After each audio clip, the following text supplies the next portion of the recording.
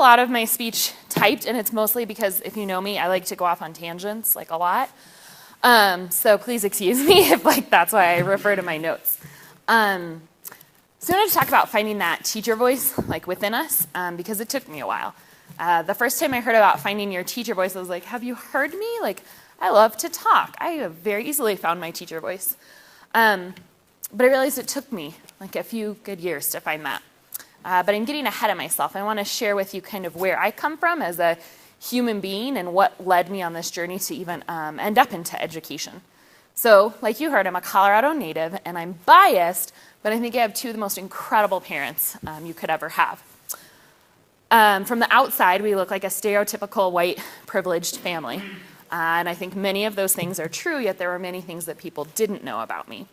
As a family, we had extreme hardships, mental health challenges, a lot of physical challenges, suicides, etc. Yet as a family, we were always there for each other. For the few teachers who were aware of what was actually happening to me as a child, it was an incredible bond to know that there were these individuals, these adults whom I could go to and really open up about and crumble on the days that I needed to, and then they would help me kind of put those pieces back together. In elementary school, that's how I learned the importance of that bond between students and teachers. I felt very lucky to have that. And I think that was one of my huge formative points around education, was understanding that those are those teachers who know you beyond you as a student in academia and understand you as a human being. That was important for me. Another formative time for me in education was when I broke my back in high school. This could be its entire own Lifetime movie saga, and I want you to have other events in your own day. So I'll just kind of gloss over it. Essentially, I lost feeling in my legs for 9 months and spent my entire junior year and majority of my senior year in a wheelchair. I was hospitalized countless times. I was even one of those house patients where people just don't know what's wrong with you. I lost my vision, gained a small brain disease at that time, had many little surgeries. I feel as though you're getting the point. So back to what that had to do with my educational experience. While all of that happened, the recommendation to me was to unenroll in school. I was always a high-performing GT kid, and this was really going to affect my academic status. And also, since I couldn't sit up, I was body casted from here down to my legs and could be like this or this. They make special wheelchairs. It's a whole thing. If you know me, you know how stubborn I am, and when someone says you can't do something, I'm like, oh, let me show you how I can do that. And so thanks to the work of my parents and my teachers, we figured out how to. This is during the days of VHS, so thanks to that technology. I'm sure my tech person would be so excited. We would film my classes, and then my teachers or fellow students would come over, and I was homeschooled for a year and a half by my public school teachers. When I lost my vision, my mom would sit and read me my textbooks. My teachers would come, all these wonderful things. And it worked. And I was able to go to a top 10 college because of the hard work of this incredible community that rallied around me. I later realized that I don't think that was that normal, yet at the time it just felt like that was the thing to do. Yet, you see, I attended the Cherry Creek School District, and that borders the district that I teach in Denver Public Schools. And when I find out the graduation rate, which used to be right around 50%, for my kids, that's inequitable. Because for people to go that above and beyond to help me graduate and for me to succeed, that's not fair that that same thing wouldn't happen for my babies. So that's what really fueled me to be like, wait, things don't feel right and things don't feel that this lens of equity. I knew that my ability to attend school and to graduate was possible through the commitment of these outstanding teachers and my parents, yet it was also because my parents knew how to navigate a system that's complex and really confusing and constantly changing. They knew the laws that they could fight and what they could do and stand up against it, and weren't afraid of the negative consequences that might come, right? They knew who to write, what to write to, all of these things that I just feel like often our parents meet these barriers, and who is there to help them fight, and who's there to help them navigate it. So that was my formative point, I think, number 2. That going above and beyond for our students was part of being an incredible teacher, incredible principal, all these things. Through those experiences, I knew that I wanted to give back in some way. I felt incredibly lucky to have this long list of educators who had helped me get to where I was, and had helped me be able to go to school in LA. So I, went through tutoring programs, and I researched ECE, all these little things, and then I found Teach for America and was like, I found it. Okay, now I can still go on into medical school, but I'm going to teach for these 2 years. Well, in the middle of my 2 years, I realized, like, we don't have a shortage of great doctors in our country. We have a shortage of, like, great urban city teachers. Like, we want to keep growing this field and multiplying and multiplying. So that's how I ended up in teaching. I keep going back to this teacher I had, Miss Lawson, who was, like, the most amazing science teacher and the best anatomy and phys teacher ever. Yet the thing was, what doesn't always stick with me, I don't remember the anatomy and phys lessons. I'm sure she might be disappointed to hear that. Yet what I remember is her sitting with me in our once living room, then converted for a year and a half into a hospital room. And I remember her sitting with me and letting me cry to her and share my fears and my anxieties and my worries over what would happen with me in the future. Would I walk again? I was a really competitive dancer, so I was very concerned around, like, would I ever dance again? And while the dancing might not have come back, the walking came back. So, like, you take what you can get. And I think about how meaningful and purposeful that was, and I'm still close to her today. So I knew something about that, like, Miss Lawson experience I wanted to take with me and move into my future. So there was St. Louis. That's where my placement area was. And when I speak about St. Louis, I am so humbled and so grateful for the kids I had and the families I got to work with. And other than breaking my back, I think it was the most transformative experience in my life. I'm forever just so thankful to my kiddos who were, we call ourselves a group of explorers, and that's how we identify. I was placed in an all-black school where many of my children had never met or talked to a white person before until they met me, and I'm, like, very white. So it was very fascinating. You push on my skin, it changes color. Never got old. That was, like, a big, big thing. I'd never really noticed it before, and now I'm like, it does change color. I'm still fascinated, too.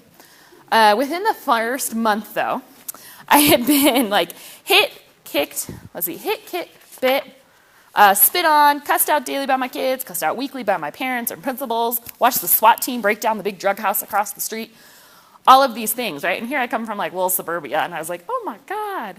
And I thought I had been sent there to, like, arrive, right? And I walked in and was like, I'm here. I have the answers. I had no answers. I came with no I had very limited knowledge or expertise. My kids had knowledge. My kids had expertise. So I was the one who learned. And so when I think about this teacher voice thing, though, I realized in my first year I actually didn't have a voice. And I thought I did, right? Because I sure yelled a lot that first year, which was not helpful. But I was really silent. Because, see, there were these horrific injustices happening in my community all the time, and even within our school. And I didn't speak out about them. And that's very embarrassing for me. I couldn't speak out about the abuse in my school, or else I was threatened to be fired. That was abuse teacher to student. In St. Louis, I taught in the area where everybody referred to it as that's the area you don't drive through. That's the area when we called for cops to come for backup, cops don't come. It's the area where when I'm watching adults jump a fifth grader and I go out for backup, the principal locks us out because we don't want any help. And yet I felt really silent because I did not know who to talk to, who to get help for, what to do. So I didn't have that voice.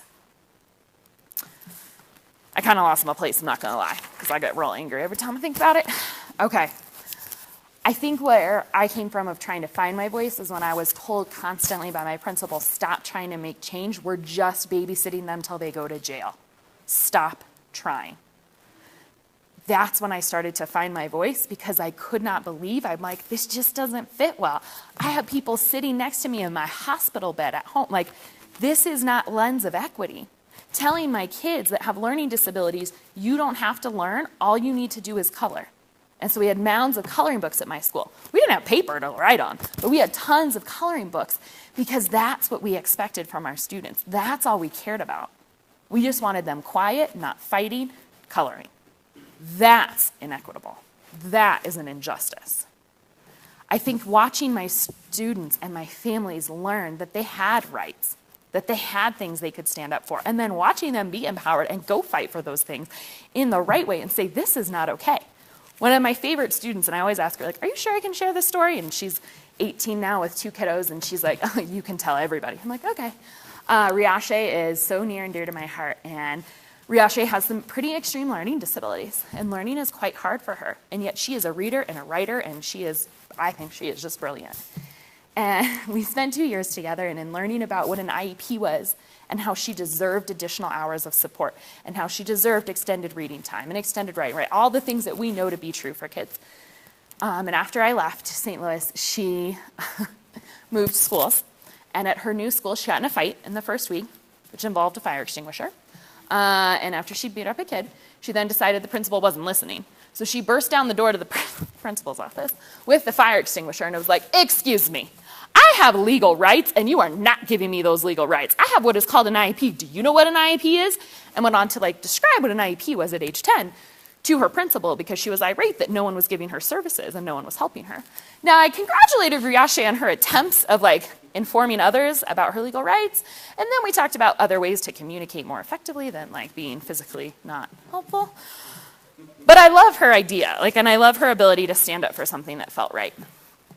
So we think about, again, that finding your voice and figuring out how to speak for things that you know to be true and right in your heart. So when I finally did speak out the abuse in our school, I was ushered out, right? Because that's not really acceptable to speak about that where I came from. And that was okay. That was time for me to leave. So I handled it by moving to Africa. Just seemed like the next best step. And I moved to Ghana. And I worked with children who were street children. And it was the most, it was just an incredible, amazing experience. I'll go back to that later. I then moved back to Denver, where I'm from, and really wanted to work in the neighborhood that bordered that's in the same neighborhood I grew up in, but just different school district. And I've loved my time there, and I've had the ability to get to work in 2 big turnarounds and in 5 Points and in Montbello. And it's been just absolutely incredible. So when it comes to finding your voice in education, I don't think it comes to one right answer. There's no such thing as one right answer because it's a right answer for you, right? Because it's your personal journey. And I think there's a different reason why every person came here today, or why there's a certain reason why you show up to your classroom every day, and that's unique. And I look forward to getting to know why your reason is, and it's so fun over time, right, to learn what's your colleague's reason for getting there. Enhances those relationships so immensely. Sometimes I think that finding your voice piece comes from that tipping point, that point where you're like, I can no longer accept this, or you're angry, or you're frustrated, or you find that unacceptable. And sometimes it just comes from a place of deep years of knowledge and experience and saying, I want to shout from the rooftops what my ECE students can do. Or I want to tell everybody what my students in this neighborhood can do, and it is unacceptable to think that children in our neighborhood do not deserve equity, do not deserve the best of everything. Whatever it is for your reason, I just hope you continue to shout it from the rooftops and tell everyone what it is that our kids can do. Because our kids are incredible. And our kids are so special and deserve the best of everything. So I want to go back to this point around, right? I mentioned I had moved to Africa and I moved to Ghana specifically. And I think about that, okay, finding our teacher voice, and then this idea of impacting one, and how does that sort of connect? And I think about how do we help us find our teacher voice, and then how do we help our kids find their voice? And that power and impact of one. And I think that video clip was amazing. And I was sitting over there getting teary-eyed because in the nonprofit that I run, I help send children to school in Ghana who would otherwise not be able to afford an education. And we work with kids who just have this incredible grit and resiliency, and they will do anything and everything to get to school. And one of our kiddos, Frank, he walks, I think it tends to be an hour and a half, almost 2 hours, and he's 9. And he walks that every day to get to school and then every day to go back home. And he doesn't think twice about it. He's like, yep, that's what I do. And I watch these kids, and I'm like, these kids are so powerful, and I learned so much from them. And I love the work I was doing in Ghana, and then I love the work I was doing here, and wanted to figure out how do you connect the two. And so I created this program that's called Little People, Big Changes. And it's about teaching, I work at the elementary level, and it's about teaching elementary school kids the power of their voice. I think it's awesome that we have all these wonderful programs to help teachers elevate their voice. I want to figure out how do we help our kids elevate their voice, right? Because in a lot of times, the communities that we work in, our kids are so used to having programs be done to them, right? Our kids if we're lucky enough, right? Our kids are lucky enough to be the recipient of these great donations, or they're lucky enough to have this or that, right? The challenge is they don't often get to sit at the table and say, well, this is what I need, right? So something's being done to them, not as often with them. So I created this program, and Again, I might say I created it, but the kids run it. And the kids look at kind of like a community needs assessment, just what we do as adults, but you can do it with kids. And so they've come up with genius ideas, like a second grader stating, where I come from in Mexico, it really makes me sad that kids don't have shoes. Okay, like then how do we fix that? What do you do to solve that? So we then did a drive and collected shoes and sent it back to her exact community in Mexico and did a follow-up to see like, what happens when you do something like that? What is the change? What's the before? What's the after?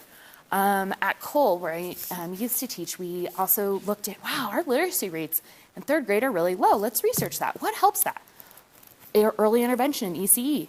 So then we fundraised for books, and then we went and sat with ECE kids and read books to ECE kids, taught them book skills, and then left them for the ECE kids. And we're like, I wonder if that's going to make our literacy rates grow. So then last year I did a program with our fifth graders at McGlone. Sorry, I'm like pointing to people who work at each of these schools. That's where I'm like, that's my pointing. And we studied what is access in education? Like, does it look the same around the world? And our kids studied this and they just took off. And it's not me being like, I'm going to need you to specifically research this thing on this day. And there are so many great teachers that I can look at in the room today that inspire me, that like I think lead my work because I learn and I listen from you all. And so these fifth graders were really interested in like, well, there was this big earthquake in Nepal. I mean, I wonder, like, does that affect anybody going to school? I don't know. Let's look into it.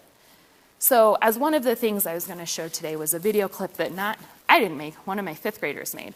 And I literally handed him a camera and I was like, sweet, like we need a video clip for 1 minute. And I don't know how to do that because anyone who knows me knows I don't. I'm a very early stage learner, I'll say, in technology. So this is a fifth grader who made a video clip, and we like applied for a grant because I really like applying for grants. We didn't get it, which is okay, because I thought what was cool is they made a video clip and they felt so famous because they were on YouTube. Cool. So that's the first clip. So maybe we'll take a second and watch that. Does that sound good? Okay.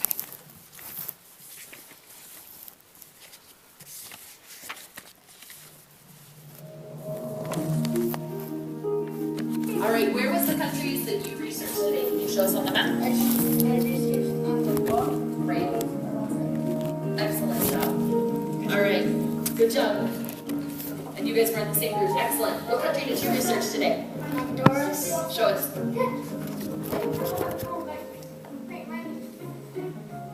Beautiful job.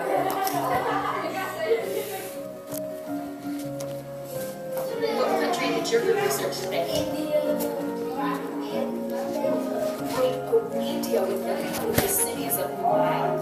Great. And great. Can you show us Like, where India is? Definitely a fifth grader made movie, but that's okay. It's a trash textbook. That takes place in Cambodia. The barrier of education of why kids are going to school and are having trouble is because of lack of money and education. This project affirms that children have barriers to access education. The fact that others are being denied an equal right to education has stood out to me the most. My class, Little People Make Changes, has broken into small projects and interest groups to raise money to help children in different countries throughout the world. We believe everyone should have access to education. We're becoming globally minded citizens for the 21st century. Thanks for your consideration. So you can tell that was made in like, I think we had like 24 hours to turn a video around. So, but part of why I show it is because it's not, I don't think it's exemplar. I don't think this is like, oh my God, look, we had this whole video crew come in and it was amazing. If I were to do it again, I would have done it way differently. But that's part of why I like showing things. Because I think a lot of times you go to conferences and you see something, you're like, that's unbelievable. And I could never do that, right? And it's like too high level. That's like not that high level, right? That's totally something you could go back and turnkey and like do with your kids. And that's part of why we chose to, I think, show that clip in that one. I think that, and I'm looking at my team to be like, do we want to? Another piece that we wanted to zone in on was sort of this power of one and what we can change within zoning in on if we have that impact on one student at one time, what can be leveraged in the power that we can have with that. And so I think it was a week, oh my God, yeah, it was a week ago when my eldest student from Ghana was here, And he's a student who, by US standards, the students that we work with are considered street children. Our students do not identify as street children because they have a structure to go home to. Yet if there's horrible changes in weather or things like that, the structures normally are lost and have to be recreated. So there are definitely barriers and metrics that we look at to make sure that our kids qualify for our type of programming. So our eldest student comes from pretty extreme poverty, and he is now on a full ride scholarship to Michigan State University, which is amazing, and he's incredible. And so he was here about a week ago, and he spoke at our fundraiser, and then also spent a day with us in the Montbello community at our elementary school, talking to our kids, whether it was doing drumming with second graders and working on sounds and beats, or whether it was talking to fifth graders about what it is to have school and how school is actually an extreme privilege, and what that is to be thankful for school, and sort of what it is to come from another part of this world, and what that might look like, so what schooling might look like in another part of this world. And the reason I'm zoning in on him in particular is just because of that power of one. And this child, William, was going to have to drop out of school in elementary school. And he is now someone who has made scientific discoveries in Ghana that are going to have huge impact. He figured out how to convert wood ash into electrical energy, which is huge because in Ghana and in many other parts of Africa, that's how people cook, is over an open flame. So then you always have wood ash left over. So if we can maximize and leverage that, it's going to have huge impact. And it's all possible because of the power and investment in one. And so I think about that in terms of when watching the video clips earlier of the young gentleman, somebody believed in those one kids and invested their time, energy, efforts in those one kids. And so if you think about who's that one kid in your classroom that you're not giving up on, that you're like, look, this is not an easy road. And there are many other options to take that would be easier, but you're continually investing in that kid and how awesome that is. So just to show us another viewpoint of another type of programming, we're going to just watch a really quick, video clip on the GEC programming, just to see some kids who we work with internationally, so that in case that's ever of interest to you all, we're always really open as a program to do things like buddy classrooms or letters back and forth, or things like when William's back around the holidays, he really loved coming and talking to McGlone students. He'd be happy to come talk to your students, those type of things. So we're going to just take a second and watch a video about the students in the GEC program.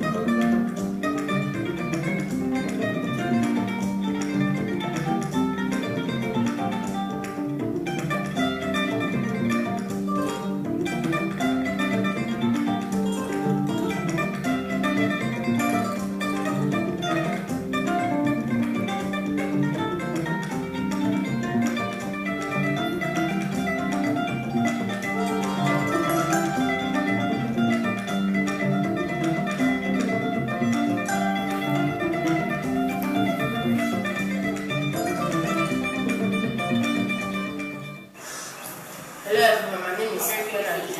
I'm 6 years old and I'm in grade 11. I just passed adultism. My mother is a children and that's the first thing. Because of the way they do, it's equal to pay my school fees and my expenses. And now that I'm part of the government education collaborative, they pay my school fees, they buy me books and so on. And this has helped me to focus on my studies. So I want to thank everyone that is involved in paying my expenses. Thank you very much.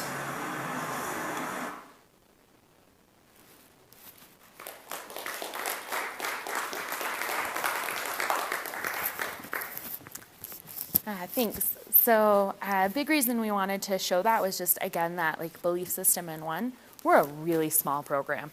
And we're the first ones to be like, oh yeah, we're not the Red Cross. We're not these giant programs. We're really little.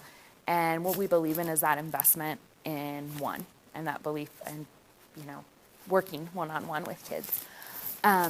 Something that we wanted to do now as just a group is we believe that we each got here today because we had that one teacher at some point in time or that one adult who really invested in you. And sometimes I think about the people who are in this room, and you guys are involved in so many things that it's hard sometimes to step back and have that moment of gratitude. And I think that, right, all the research shows, right, the ability for us to step back and have a moment of gratitude is really huge.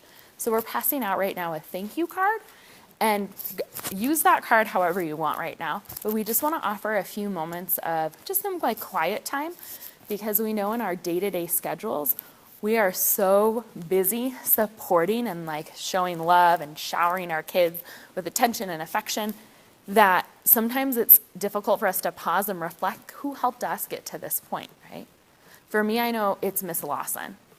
It's that science teacher who sat by my bedside and was like, girl, I don't care, I will walk with you on your walker, because that was really hot. Let me tell you, being a homecoming queen on a walker, like, I think that was a first.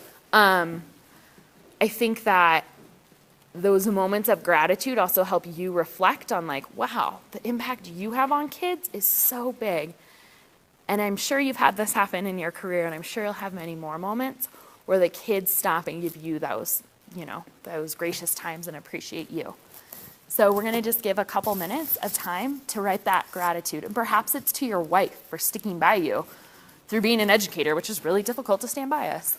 Maybe it's to your parent for always being there through those times. Whomever that might be, we just want to give you a couple minutes. So go ahead and take that time.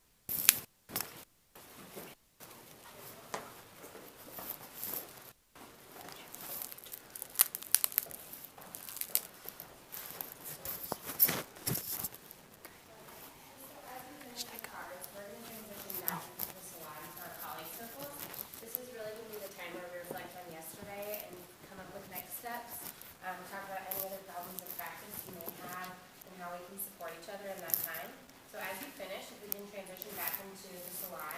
There will be a list of questions up there. If you're a spouse, there's also a list of questions for how you support educators at home or on a day-to-day basis. But there will be a list of questions, so you can sit in teams of people from your school or someone you connected with, or just in groups of 3 to 5 at the tables in the salon to kind of discuss what next steps you're going to make as a result.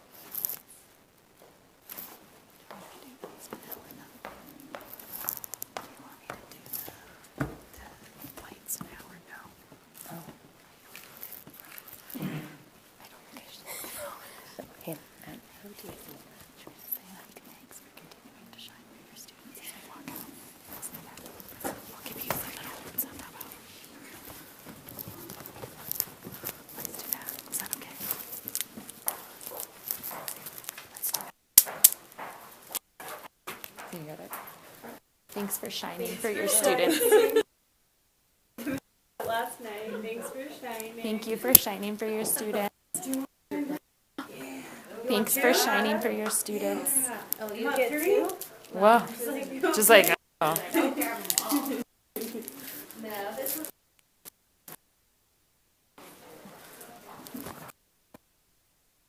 Said this would be better. We do some dances while we're heading home. I was like, thanks for shining for your students. I